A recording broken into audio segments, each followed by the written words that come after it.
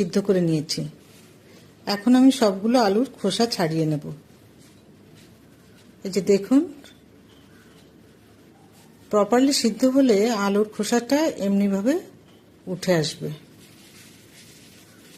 কোনো কষ্ট হবে না। আমি আরেকটু দেখিয়ে দিচ্ছি।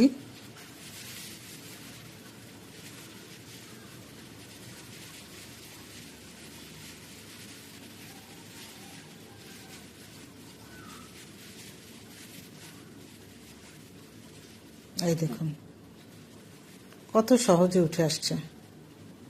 দেখায় খোসা ছাড়ানোর পর আলুটা কি পরিমাণ হলো। এটা এখানে এটা ভর্তি করে নেব।